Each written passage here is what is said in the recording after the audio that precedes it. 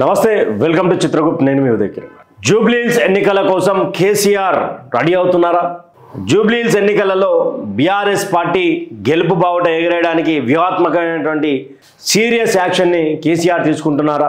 అసలు జూబ్లీహిల్స్ ఎన్నికలలో కేసీఆర్ బావుట మరోసారి కేసీఆర్ రావాలనే నినాదం బలంగా వినిపించినటువంటి రోజుల నుండి జూబ్లీహిల్స్ ఉప ఎన్నికలు ఏం సమాధానం ఇస్తారో ఆ ప్రజలు ఏం చెప్పదలుచుకున్నారు. ఒక విధంగా జూబ్లీహిల్స్ ఉప ఎన్నికలు రావడం చాలా బాధాకరమైనటువంటి విషయం. మాగంటి గోపీనాథ్ గారు మరణించడం, తర్వాత ఈ కార్యక్రమం ఉప ఎన్నికలకు దిశగా పోవడం ఎంత కూడా.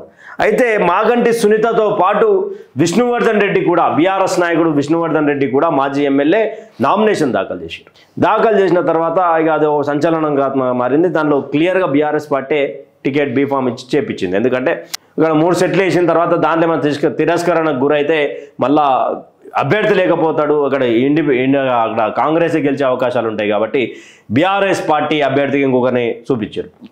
అయితే ఇక్కడ మొత్తానికి ఒకటే పాయింట్ ఏంది అంటే, కేసీఆర్ జూబ్లీహిల్స్ ఎన్నికలలో ప్రచారం కనుక వస్తే ఏ విధంగా ఉంటుంది? అసలు వస్తాడా రాడా? పెద్ద మనిషి వస్తే ఏ విధంగా ఉంటుంది? వస్తే గనుక Erravelli farm house to Jubilee Hills KCR వస్తే గనుక 100కు 200% బీఆర్ఎస్ గెలుపు ఖాయమైపోతుంది అని చెప్పేసి విశ్లేషకులు మాట్లాడుతున్నారు. ఇక సర్వేలు కూడా క్లియర్ చేస్తూ ఉన్నాయి. బీఆర్ఎస్ వైపే పబ్లిక్ ఉన్నారు. ఇక్కడ హైడ్రా విషయంలో కావచ్చు, ఈ విషయంలో గురించి కేసీఆర్ మాట్లాడక దాదాపు చాలా రోజుల సమయమైంది. అప్పుడు కరీంనగర్ వేదికగా మాట్లాడినటువంటి రజతోత్సవ సభలో మాట్లాడినటువంటి ఆయన తర్వాత ఏడా మాట్లాడలేదు. ఇప్పుడు కనుక జూబ్లీహిల్స్ ఎన్నికల ప్రచారానికి రోడ్ షో ద్వారా కనుక వస్తే ఇమీడియట్గా గెలుపు బావుట ఎగిరేయడానికి ఛాన్సెస్ మెరుగుపడతాయని చెప్పేసి కూడా రాజకీయ విశ్లేషకులు అనాలిసిస్లు చెప్తున్నటువంటి విషయం. అయితే కేసీఆర్ కనుక వస్తే ఏం మాట్లాడతాడు? డేట్ అయితే ఫిక్స్ చేసిరు, కేసీఆర్ జూబ్లీహిల్స్ రావడం పక్క డేట్ అయితే ఫిక్స్ చేసారు. కానీ వస్తే ఏం మాట్లాడుతున్న దాని మీద ఒక చర్చలు లేపారు. ఆ చర్చల మీద సంబంధించి ఒకటి ఏంటి అంటే, ఒక విషయంలో హైడ్రాకి సంబంధించినటువంటి విషయం గురించి కేసీఆర్ లేవనెత్తుతాడు. తర్వాత ఇదే 6 గ్యారెంటీల గురించి, ఇందిరమ్మ ఇండ్ల గురించి, అభివృద్ధి గురించి అన్నిటి కూడా ఎండగట్టడానికి కేసీఆర్ వ్యూహాత్మకమైనటువంటి మాటలు ఎట్లుంటాయో తెలుసు. కేసీఆర్ రాజకీయ వ్యూహచక్రం వేస్తే దానిలో అష్టదిగ్బంధనం ఏ విధంగా చేసాడో మీకు తెలుసు.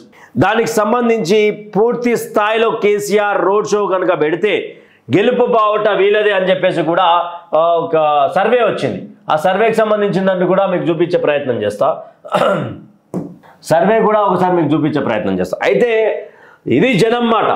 జూబ్లీహిల్స్ బీఆర్ఎస్దే ఉప ఎన్నికల్లో గులాబీ తథ్యం అంటూ కూడా ఒక సర్వే వచ్చింది. సర్వేకి సంబంధించినటువంటిది గ్రాఫ్ చూసుకుంటే బీఆర్ఎస్ పార్టీకి సంబంధించినటువంటి గ్రాఫ్ ఏదైతే ఉందో 50.6% ఉంది, కాంగ్రెస్కి 40.8% ఉంది.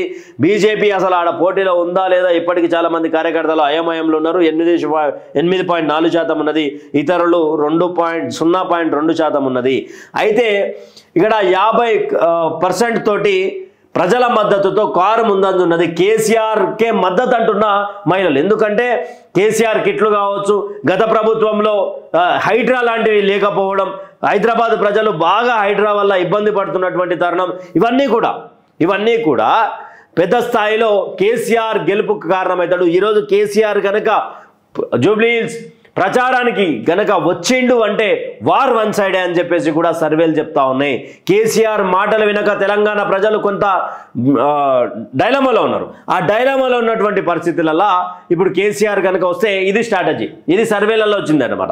అయితే 63.5% కేసీఆర్కే మద్దతు అంటున్న మహిళలు. బీఆర్ఎస్ కేసీఆర్ అంటే కేసీఆర్కి మద్దతుగా మేము ఓటేస్తాం బీఆర్ఎస్కి అని చెప్పి చెప్తా ఉన్నారు. అంటే ఇక్కడ ఒకవైపు కాంగ్రెస్ పార్టీలో ఉన్నటువంటి నాయకుడు ఎమ్మెల్యే అభ్యర్థి నవీన్ యాదవ్ నామినేషన్ చూసినాం. పోలీసులే బార్గేట్లు వేసి ట్రాఫిక్ జామ్ చేసి వేరే వాళ్ళకి ఎవరికి సౌకర్యాలు లేవు. దాంట్లో కూడా బీఆర్ఎస్ పార్టీ సంబంధించినటువంటి ఎమ్మెల్యేలు క్లియర్గా చెప్పారు, రౌడీ షీట్ ఎక్కడ లేనటువంటి రౌడీ షీటర్లు, వ్యభిచార కేసులలో దొరికిన వాళ్ళు, దందాలు చేసేటోళ్ళు, కబ్జాలు చేసేటోళ్ళు వీళ్ళంతా కూడా నవీన్ యాదవ్ తాను కనిపించారు. వాళ్ళందరూ కూడా పేరు మోసినటువంటి రౌడీ షీటర్లే అని చెప్పేసి కూడా అంటే చెప్పండి. చిన్న శ్రీశైలం యాదవ్కు ఉన్నటువంటి ఇన్ఫ్లుయెన్స్ కావచ్చు, చిన్న శ్రీశైలం యాదవ్ రౌడీ షీటర్ అని ఒక పెద్ద మనిషి అని ఆ కేటగిరీలో కూడా ఇప్పుడు పబ్లిక్ కూడా చాలామంది వసూళ్లు చేస్తారు. నవీన్ యాదవ్ కనుక గెలిచిందంటే మా జూబ్లీ హిల్స్లో చిరు వ్యాపారుల పని కథం అనే విధంగా పబ్లిక్ వైట్స్ వస్తూ ఉన్నాయి, పబ్లిక్ ఒపీనియన్స్ వస్తూ ఉన్నాయి. ఈ సమయంలో కనుక ఇంకొక కొంతమంది నవీన్ యాదవ్కు ఒత్తాసు పలుకుతూ మాట్లాడుతున్నటువంటి వాళ్ళు, కొంతమంది మాగంటి సునీతకు ఒత్తాసు పలుకుతూ మాట్లాడుతున్నటువంటి, కొంతమంది బీజేపీకి ఒత్తాసు పలుకుతూ మాట్లాడుతున్నటువంటి వాళ్ళు ఏమంటే కేసీఆర్కి భిక్ష పెట్టిందే చినశ్రీశైలం యాదవ్ అని కొంతమంది చెప్తా ఉంటే, లేదు కేసీఆర్ రాజకీయంగా ఎదుగుతుంటే తోడ్పాటు పడ్డాడు అంతేగాని వేరే విషయంగా కాదని బీఆర్ఎస్ తిప్పికొట్టే ప్రయత్నం చేస్తున్నది. అయితే మరొక విషయం ఈడ కాంగ్రెస్ కంటే బీఆర్ఎస్కు 9.8% ఓట్లు ఎక్కువ వస్తాయి అని చెప్పేసి సర్వే వచ్చింది. టీనేజ్ నుంచి ఓల్డ్ ఏజ్ వరకు గులాబీ అయిపోయి మొగ్గు. ఎందుకు అంటే ఈ ఇంపాక్ట్ అనేది చాలా పెద్ద ఎత్తున కేసీఆర్ ప్రచారానికి వస్తే మాత్రం ప్రభావం పడే అవకాశం ఉంది. గణేషుల నిమజ్జనం రోజు చూసినాం, సారే కావాలి అంటూ పాటలు, దేక్లింగే పాటలు, ఆయన ఒక్కడే అంటూ పాటలు, నడవవే రామక్క, కేసీఆర్ పాటలు నడవవే రామక్క, ఈ పాటలతోటి యావత్ తెలంగాణ మొత్తం ఉప్పెనలా వేస్తుంటే యూట్యూబ్ కూడా ఈ యొక్క కంటెంట్ని పెద్ద ఎత్తున వైరల్ చేసింది. అంత బూస్టింగ్, అంత ఎంగేజ్మెంట్ వచ్చింది. అంటే కేసీఆర్ బయటికి వచ్చి మాట్లాడితే ఒక విధ్వంసం, ఒక చెప్పలేనటువంటి ఒక ఆశ, అంటే ఆయన మాట్లాడుతున్న సంతోషం, ఇలాంటివి జూబ్లీ హిల్స్ ప్రజలు కోరుకుంటున్నారు. ఇప్పుడు తెలంగాణ ప్రజలు కూడా ఆల్మోస్ట్ కేసీఆర్ రాక కోసం వెయిట్ చేస్తున్నారు. అయితే ఈడ ఇంకొకటి ఏంటి అంటే పోటీలో ఏమాత్రం ప్రభావం చూపని బీజేపీ, అది కన్ఫర్మ్గా కనిపించదు.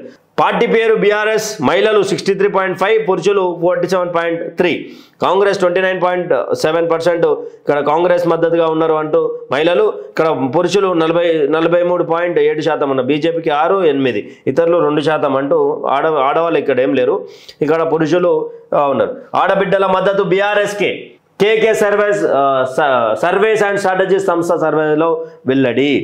నిజానికి కూడా జూబ్లీ హిల్స్ ఉప ఎన్నికలలో ఒకటి బీఆర్ఎస్కే పట్టం కట్టే అవకాశాలు మెండుగా కనిపిస్తాయి. ఎందుకు అంటే అక్కడ సానుభూతి కావచ్చు, సానుభూతితో పాటు ఇక్కడ కేసీఆర్ లాంటి వ్యూహకర్త ఇది ఎలా ఓడిపోయిండు అంటే మోసపూరితమైనటువంటి కుట్రల ద్వారా మోసం చేయడానికి కాంగ్రెస్ పార్టీ పూనుకున్నది, ఆ విధంగా వాళ్ళు మోసపోవడం జరిగింది అంటూ కూడా కేసీఆర్ చెప్పిండు. ఆయన మాటల గారడి, కత్తి ఒక చేతిలో పెట్టి యుద్ధం నన్ను ఏమంటే నేనంటే ఏదునే ఆయన చేస్తాడు. 5 సంవత్సరాల గురించి తెలవాలి కదా కాంగ్రెస్ గురించి పబ్లిక్కి, అందుకే మేము ఏం సపోర్ట్ చేస్తాం. మేము కూలగొడతాడు వాడు మేమెందుకు కూలగొడతామే, వాళ్ళు కొట్టుకొని కూలగొట్టుకోకపోతే చాలు అని చెప్పేసి కేసీఆర్ చెప్పడం జరిగింది.